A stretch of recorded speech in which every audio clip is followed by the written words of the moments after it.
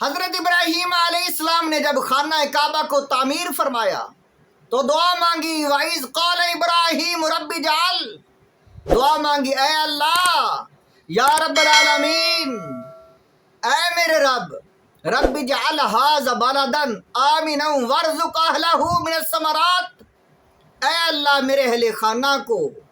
پھلوں کا رزق عطا کرنا۔ یا اللہ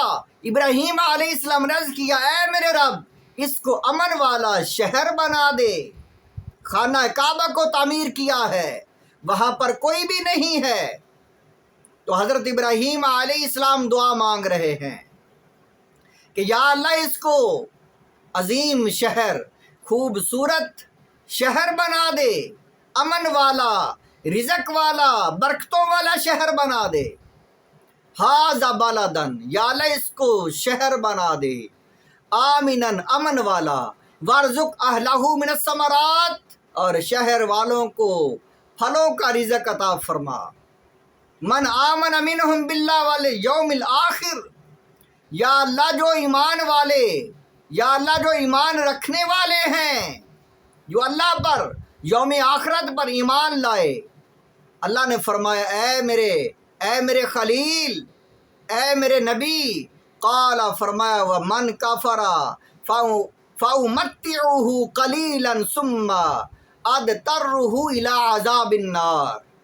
اے میرے خلیل، اے میرے نبی، جو انسان منکر کافر،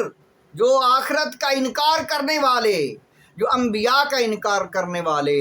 جو اللہ کا انکار کرنے والے ہیں، وہ بہت تھوڑا فائدہ حاصل کریں گے اور پھر عذاب کی طرف ان کو ہانکا جائے گا۔ وَبِئْسَ الْمَصِيرُ، اور بہت ہی برا ٹھکانہ، بہت ہی بری جگہ ہے عذاب کی، جب وہ مریں گے عذاب میں جائیں گے اور بہت ہی برا مقام ہے ان کے لیے۔ اور حضرت ابراہیم علیہ السلام نے آگے عرض کیا، اگلی آیت 127 نمبر آیت سورۃ بقرہ کی، عرض کی وَإِذْ يَرْفَعُ إِبْرَاهِيمُ الْقَوَاعِدَ مِنَ الْبَيْتِ وَإِسْمَاعِيلُ، جب ابراہیم علیہ السلام اور اسماعیل علیہ السلام خانہ کعبہ کی بنیادیں اٹھا رہے تھے، بنا رہے تھے، اس وقت دعا کی ربنا تقبل منا، یا اللہ قبول کرنا ہم سے، یا اللہ تیرے حکم کی تعمیل کر رہے ہیں، تیرے حکم کی تکمیل کر رہے ہیں، یا اللہ قبول کرنا ہم سے، انک انت السمیع العلیم، اے اللہ تو سننے والا ہے، جاننے والا ہے۔